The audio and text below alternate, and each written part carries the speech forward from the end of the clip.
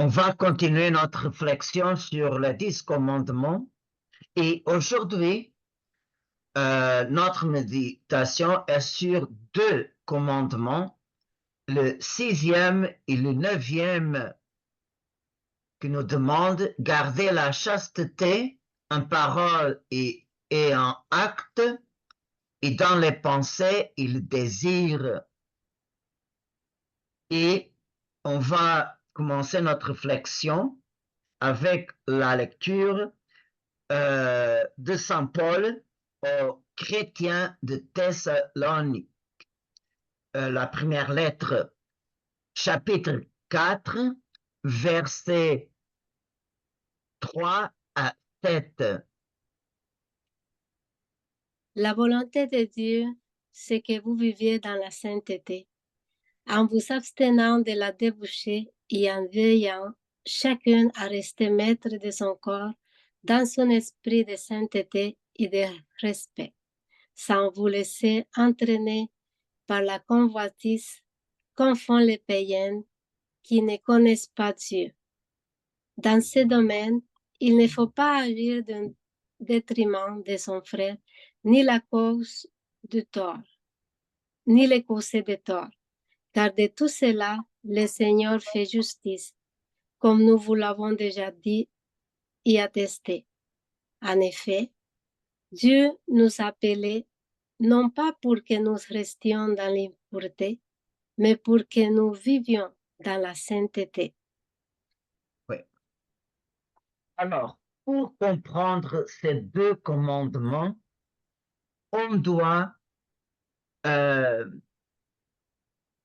avoir la lumière d'autres paroles que Saint Pierre nous a laissé écrit dans sa première lettre. Saint Pierre dit, comme des enfants qui obéissent, cessez de vous conformer aux convoitises d'autrefois, quand vous étiez dans l'ignorance, mais à l'exemple de Dieu saint qui vous a appelé. Devenez saints, vous aussi, dans toute votre conduite.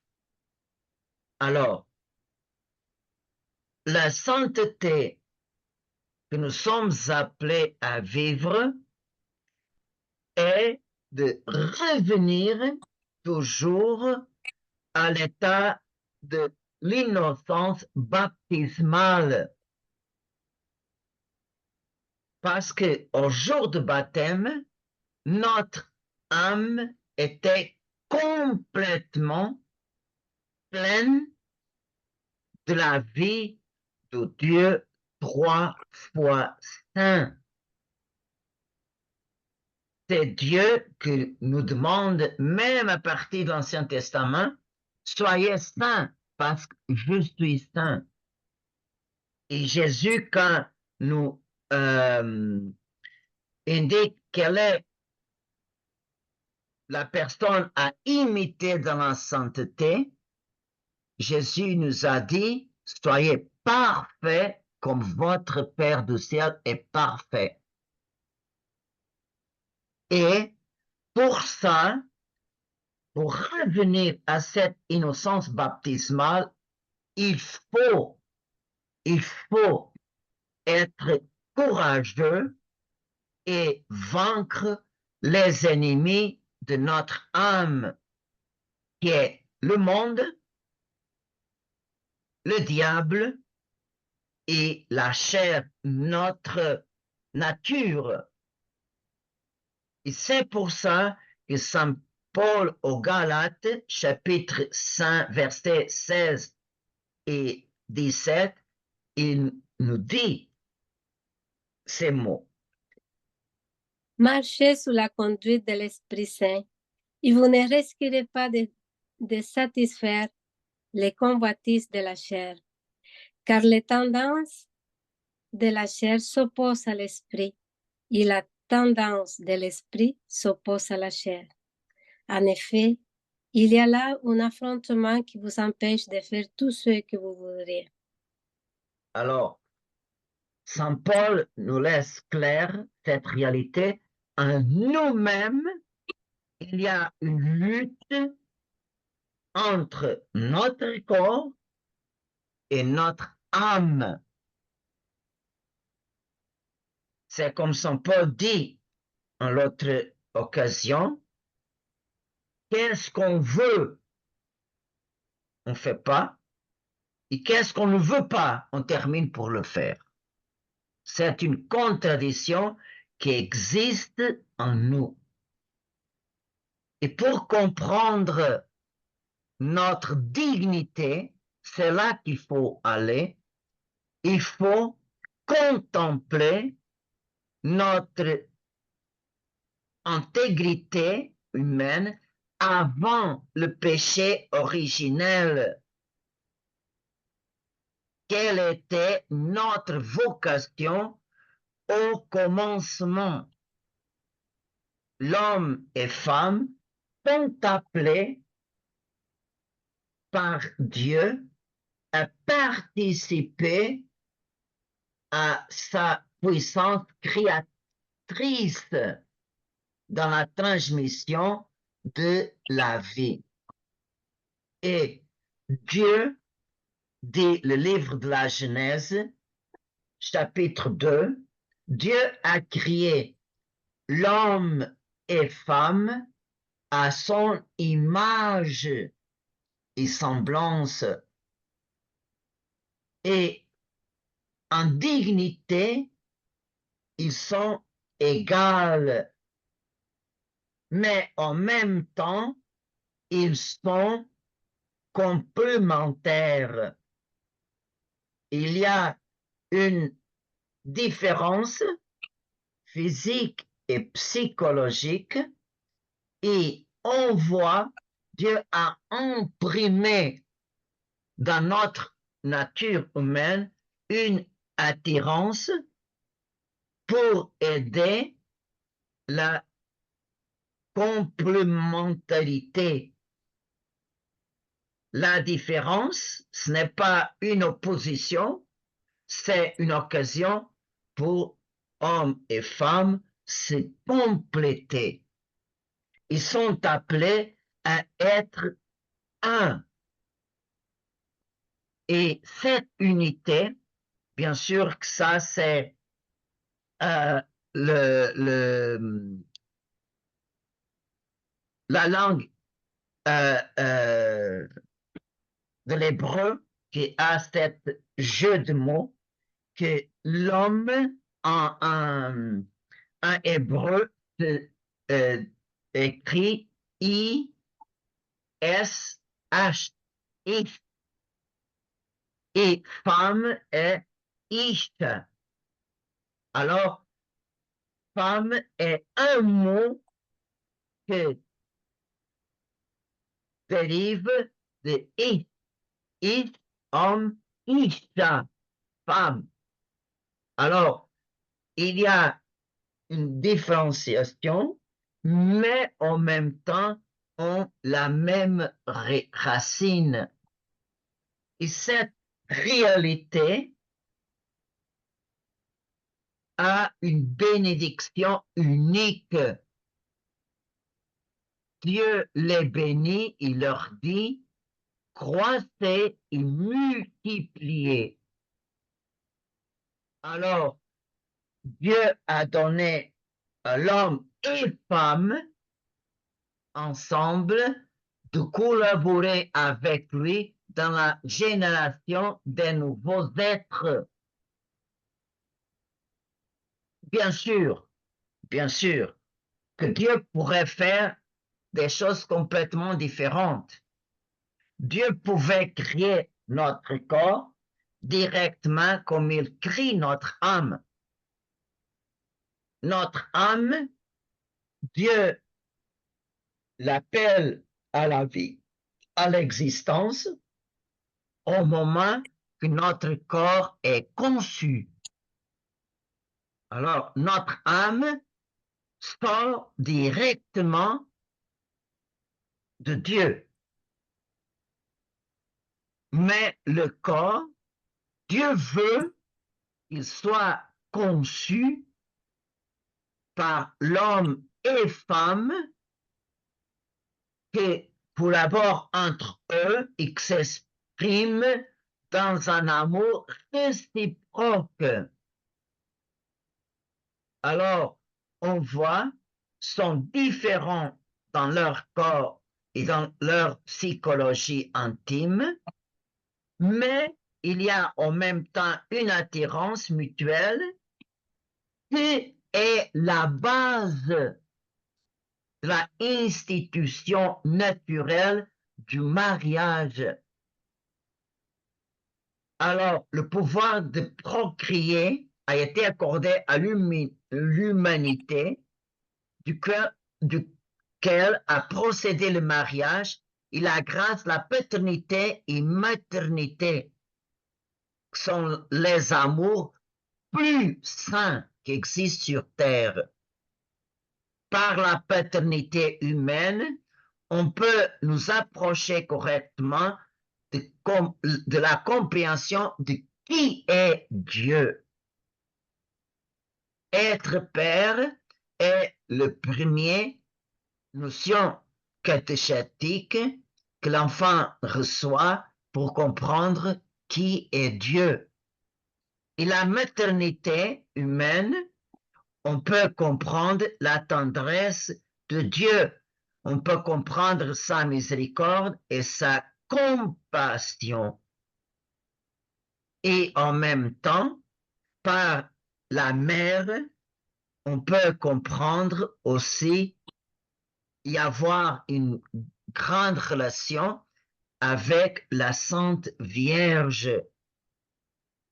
Et aussi, par les deux, par le père et la mère, on peut comprendre la relation entre Jésus-Christ et son épouse qui est l'Église. L'amour que Dieu a pour son Église, c'est comme ça que l'époux doit aimer sa femme. Alors, regardez quelle beauté est le plan de Dieu à l'origine et comme cet état de sainteté dans le mariage naturel s'exprime. Adam et Ève étaient nus, mais ils n'avaient pas honte l'un de l'autre. Alors, qu'est-ce que ça veut dire? On peut comprendre cette innocence aux enfants de quelques mois ou sont très petits. Ils sont tellement innocents qu'ils ne s'aperçoivent pas qu'ils sont nus. Ils se laissent vraiment se laissent complètement entre les mains de sa maman, faire qu'est-ce qu'elle veut. Et le péché est toujours le péché est la cause de la division, de la séparation. Séparation entre l'homme et Dieu, la séparation entre l'être humain et l'ordre que Dieu a établi. Et dans cette relation avec Dieu, commence à avoir la peur. Regardez, quand Dieu appelle Adam, où es-tu? Il répond, j'ai senti le rumeur de tes pas et je me cachais. J'avais peur parce que je suis nu. Et alors, on voit la peur de se relationner avec Dieu. Et aussi, la relation entre homme et femme a perdu sa intégrité et la relation intime sexuelle est maintenant ambiguë. À cause de la finalité, que c'est la procréation, elle continue bonne. Et vraiment, cette relation intime entre mari et épouse aide aussi le soutien mutuel. Mais quelle est la ambiguïté qui existe après le péché? C'est que il y a toujours la tentation de la domination, de la force, de la division. Et la joie d'être différente maintenant est remplacée par le sentiment de possession égoïste. Et vraiment, selon le Créateur, cette force sexuelle est pour que l'être humain, l'homme par exemple, sorte de soi-même pour se donner un amour à la personne qui est la première après Dieu dans son cœur. Alors, on voit que tout en nous, c'est sorti de nous pour aller à rencontre de l'autre, de valoriser le maximum. Et cet mouvement de sortie se convert par le péché à une introversion, c'est-à-dire de transformer l'autre en objet de mon plaisir, ma satisfaction. Et cette inversion de valeur est la concupiscence. Et alors, on voit que cette tendance est encouragée aussi pour notre société que dépouille l'acte sexuel de toute sa sainteté pour le transformer en acte purement physiologique, sans aucun sentiment. Et aujourd'hui, se réduit l'acte sexuel. Bon, c'est un besoin que nous avons, mais indépendante de toutes sortes de règles morales. Nous avons besoin de ça, de satisfaire ça, comme nous avons besoin de manger, comme nous avons besoin de nettoyer notre nez, comme nous avons besoin de couper les ongles. Et c'est tout. Et on voit que le monde que on vit, que on ne peut pas dire que c'est pire qu'avant. La chose qui se fait aujourd'hui, c'est ouvertement, et avant se faisait d'une façon cachée pour respect à moralité publique. Et aujourd'hui, il n'y a plus ça. Alors, c'est là que Saint Paul parle que si on laisse couler notre concupiscence, nous sommes esclaves de la loi du péché. Nous sommes esclaves de nos désirs et de notre désordre. Et regardez qu'est-ce que Saint Paul parle aux Galates, chapitre 5, versets 19 à 21. On sait bien à quelle action mène la chair: inconduite, impureté, débauche, idolâtrie, sorcellerie, haine, rivalité, jalousie, emportement, intrigue, division, sectarisme, envie, veuverie, orgie, et autres choses du même genre. Je vous préviens, comme je l'ai déjà fait, ceux qui commettent de telles actions ne recevront pas en héritage le royaume des cieux. Alors, pour comprendre le péché contre le 6e et 9e commandement, il faut avoir cette idée. La gravité du péché est inversement proportionnelle à la sublimité du don.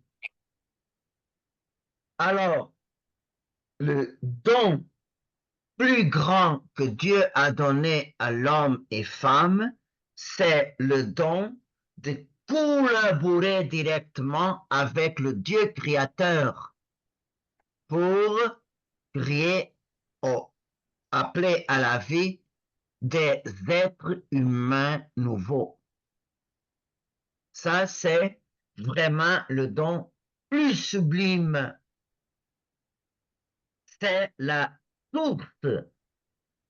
L'homme touche directement le pouvoir créateur de Dieu pour créer une âme pour cet corps qui a été conçu. Et alors, c'est cette grande pouvoir qui est lié au sentiment plus sain et plus sublime qui existe en nous, ça est complètement perturbé et inversé. On voit comme cet don sublime est profané. Et alors, cet acte est vraiment grave, inversement proportionnel à la sublimité du don. Et on peut poser la question, quelles sont les offenses à la sexualité vertueuse? Alors, on voit que les prescriptions qui apparaissent dans l'Ancien Testament, ce n'est pas pour interdire la morale sexuelle, non, c'est pour exprimer sa sublimité, sa grandeur. Alors, toutes les prescriptions morales de la sexualité de l'Ancien Testament, c'est toujours pour montrer sa bonté. Et en même temps, c'est pour défendre Israël contre les peuples qui l'entourent. Et le peuple cananien cache leur érotisme sur la couverture de la religion.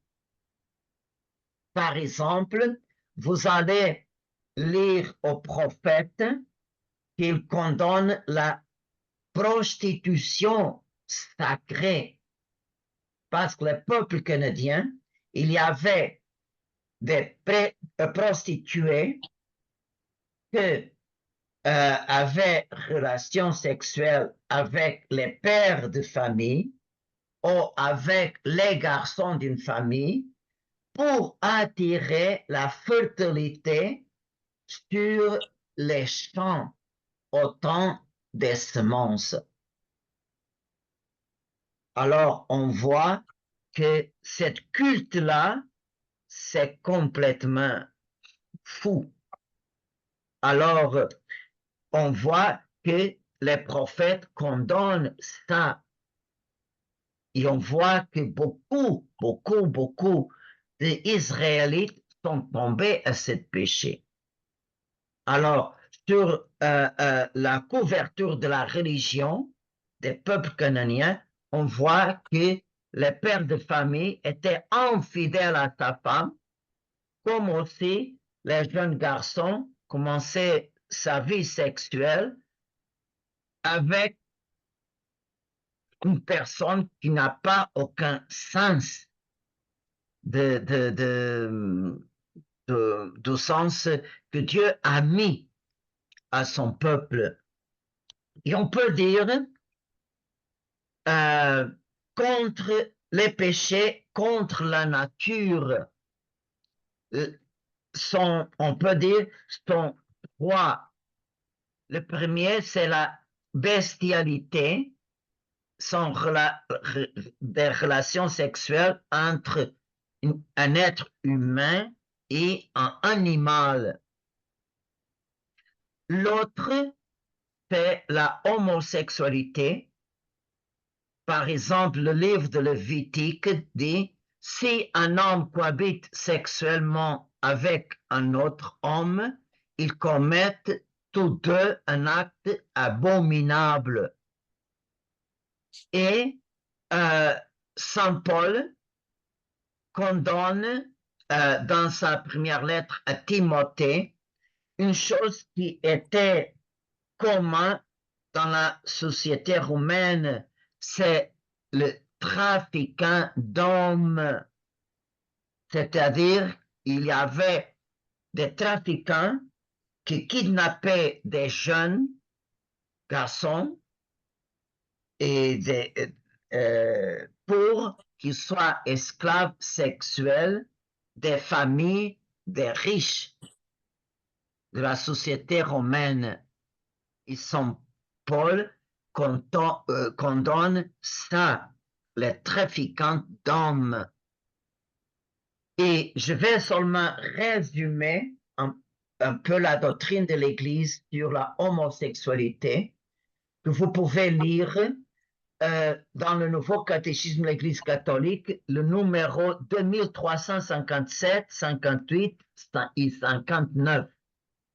Alors, l'Église laisse clair que cet acte ne peut pas être approuvé parce que c'est contre la nature. C'est ça. Il ne peut pas être approuvé. Mais le nouveau catéchisme dicte quelques principes très importants. Premièrement, laisse à la science pour expliquer la genèse de cette situation. Et selon la science, la psychologie comportementale dit que dans l'origine de cet acte, il y a un pourcentage que c'est un problème d'héritage physiologique, un problème des gènes.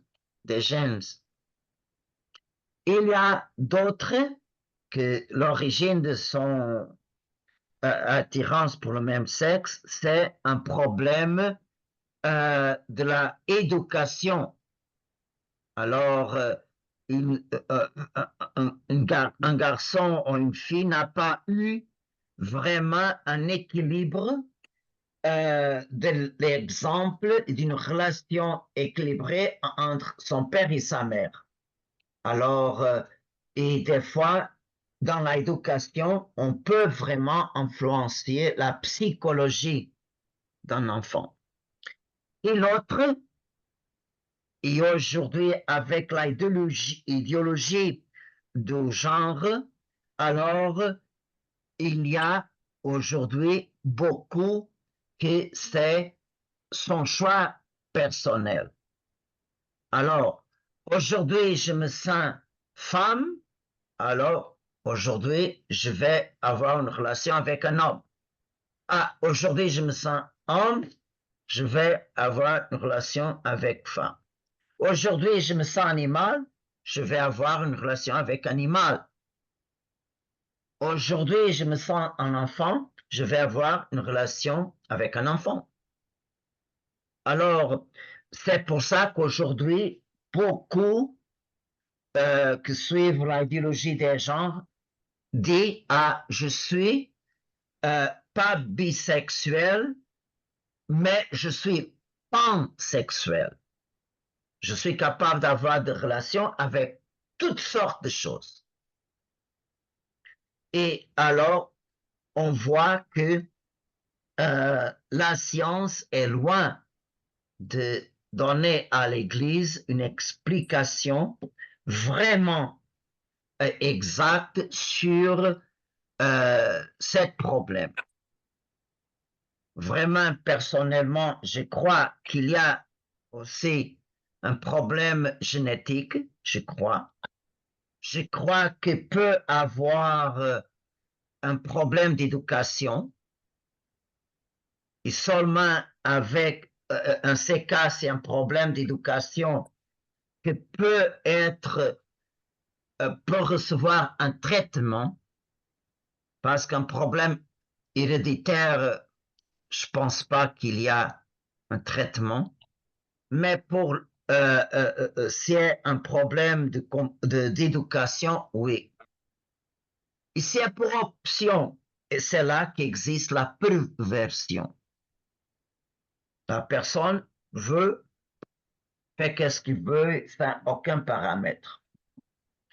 Et l'Église demande, le nouveau catéchisme de l'Église catholique demande aux chrétiens de ne pas discriminer ces gens-là. Alors, ces gens-là viennent à l'Église pour demander l'aide et soutien spirituel, alors on ne doit pas fermer les portes à ces gens-là. Et bien sûr que ces gens-là devront avoir un comportement social qui est dirigé par le bon sens, pas pour un comportement scandaleux ou un comportement exhibitionniste. Et l'Église, dans le nouveau catéchisme, a dit que les gens qui ont cette tendance, l'attirance pour le même sexe, sont appelés à vivre sa croix avec Jésus-Christ. Alors, un homosexuel qui veut vivre une vie chrétienne devra vivre en chasteté. Et bien sûr, seulement avec les moyens que Dieu nous a donnés, sont les sacrements, la prière, etc., qu'on peut avoir un équilibre dans notre vie spirituelle et corporelle. Alors, sans le bon Dieu, c'est impossible de vivre une vie de chasteté, de continence. Mais en résumé, c'est ça que dit le nouveau catéchisme sur ce thème-là. L'autre péché contre la nature est la autostimulation sexuelle, qui est mal. Pourquoi? Parce qu'une relation sexuelle est un dialogue d'amour entre deux personnes. Et la personne qui transforme cet acte une chose privée, il transforme la force sexuelle en un acte égocentrique. Dans le cadre hétérosexuel, nous avons 3 péchés. C'est la fornication et la relation entre hommes et femmes hors du mariage. L'inceste, relation entre membres d'une même famille, par exemple une relation entre sœurs et frères, et la prostitution. Et dans le mariage, quels sont les péchés contre la sainteté de la sexualité? C'est l'adultère et relations sexuelles entre femme et son mari contre la nature. Et on voit que sont cette catégorie que vraiment sont ces péchés qui sont contre ces 2 commandements. Et Jésus, quand parle de la pureté morale, ce n'est pas la pureté légale, la loi de Moïse. La pureté morale, elle ont la impureté morale par des intentions du cœur. Regardez qu'est-ce que Saint Marc au chapitre 7 dit sur ça. Ce qui sort de l'homme, c'est cela qui les rend impurs. Car c'est du dedans du cœur de l'homme que sort la pensée perverse. Inconduite, vol, meurtre, adultère, cupidité, méchanceté, fraude, débauche, envie, diffamation, orgueil et démesuré. Tout cela, tous ces mal viennent dedans et rend l'homme impur. Alors, regardez, toutes ces âmes partent du cœur. Si nous avons des mauvaises intentions ou de mauvais désirs ou de mauvais sentiments, c'est là que nous rendons impurs. C'est pour ça que Saint Paul dit, fouillez de toutes ces situations. Alors, on voit que pour combattre tous ces péchés, nous avons besoin de la vertu, de la chasteté. Et la chasteté vraiment nous aide à revenir à l'unité qui existe, qui devra exister en nous. La chasteté nous aide, notre vie corporelle, notre vie spirituelle sont un. Notre vie spirituelle aide à nous équilibrer notre vie corporelle et en même temps, notre vie corporelle aide l'âme dans sa relation avec Dieu. Et alors, la chasteté nous aide vraiment à une conduite verticale, droite vers le bon Dieu, qui devra être le premier dans notre cœur. Et je suis sûr, maintenant je vous parle comme prêtre, je suis sûr que beaucoup de monde sont sortis de l'Église. Pourquoi? Parce que comme ils ne sont pas capables, parce qu'ils n'utilisent pas les moyens de grâce que Dieu nous offre par l'Église, alors comme beaucoup de monde n'était pas capable de vivre selon la volonté de Dieu, il termine pour penser comme vit. Alors, qui vit dans la dépravation et dans sans paramètre ne veut pas conformer sa vie au commandement de Dieu. Non. Et alors, pour avoir la liberté totale, rechasse les commandements, l'orientation de l'Église, comme rechasse l'Évangile et rechasse la parole de Dieu. Et alors, on voit que une des raisons que laissent les gens loin de l'Église, c'est ces problèmes-là. Alors,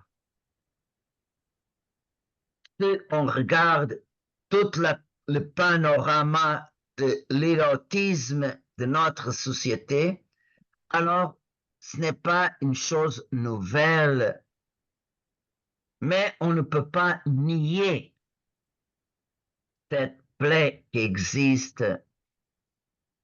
Alors, toute cette sollicitation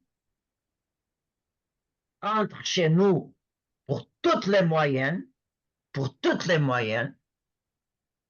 alors on doit avoir une réponse avec beaucoup de courage et d'héroïsme. Dans notre conscience, on doit on doit voir clair.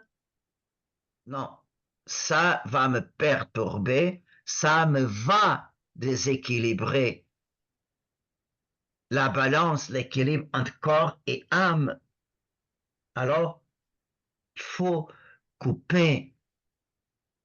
Alors, la vie chaste nous amène à l'amour vrai et authentique. Même les couples sont appelés à vivre une vie chaste. Comment? Comment? Par exemple, je vais donner seulement un exemple. J'ai choisi une femme, j'ai fondé avec elle une famille et elle devra être toujours, non seulement au jour du mariage, mais toujours, elle devra être la première dans mon cœur après Dieu. Alors, mon amour pour ma femme remplit tellement mon cœur qu'il n'existe pas espace pour une troisième personne, ni en mes pensées, ni à mes regards, ni à mes désirs, ni à mes mots, ni dans les conversations avec mes amis. Non. Alors, l'homme devra se conserver chaste, c'est-à-dire fidèle et entier à chaque moment pour sa femme. Un homme est toujours appelé à éleger sa femme comme la première à chaque instant, en toutes ses attitudes.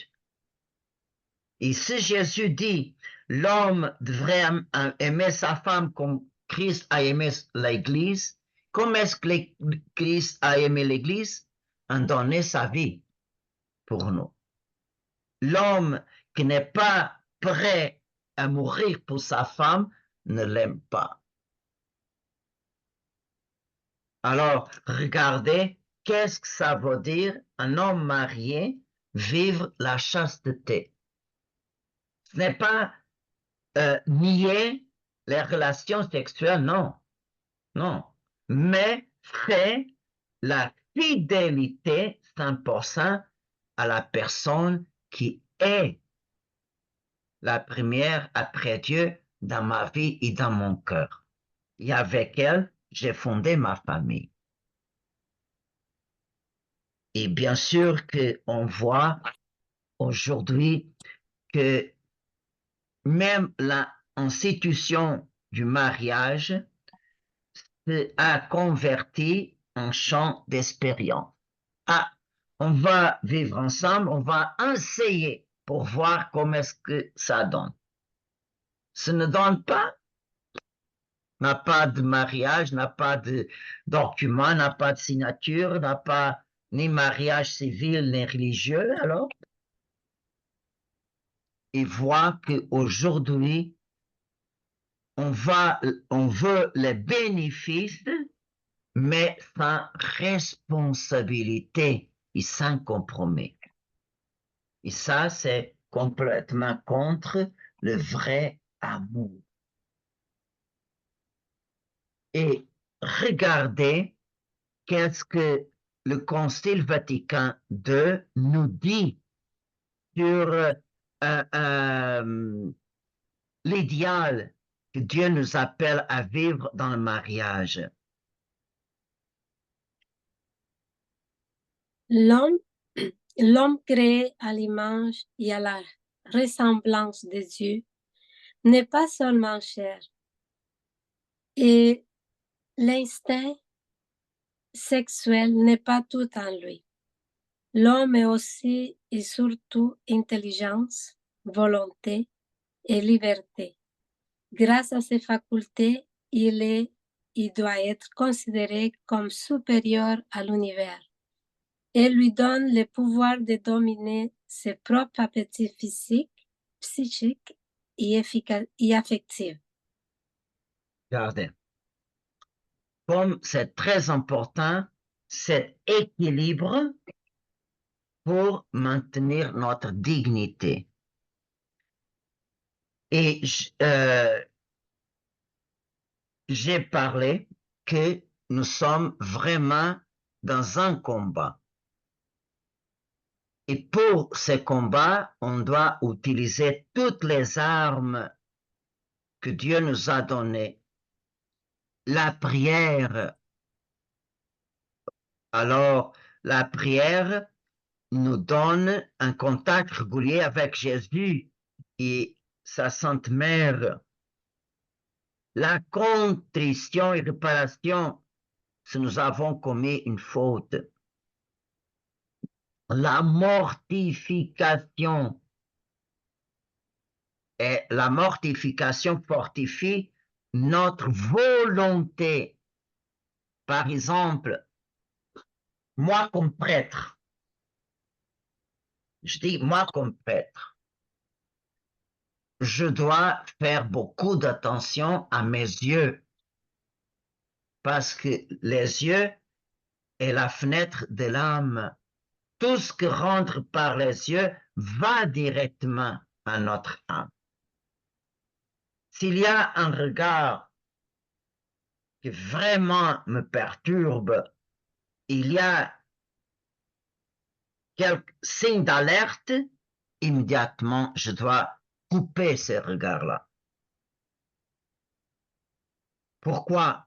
Parce que ce regard-là, si je donne le consentement, se transforme en regard impur. Il peut, une image qui rentre par les yeux s'imprime dans notre mémoire. Et le démon peut utiliser cette image pour des tentations futures. C'est pour ça qu'il faut mortifier nos yeux. L'autre, c'est très important, la confession et la direction spirituelle.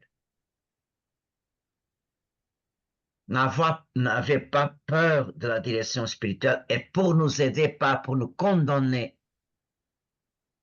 Et c'est très important, la fréquence des sacrements, en particulier la communion et la confession. Et si on utilise tous ces moyens, je vous donne la garantie, même avec le danger de tomber.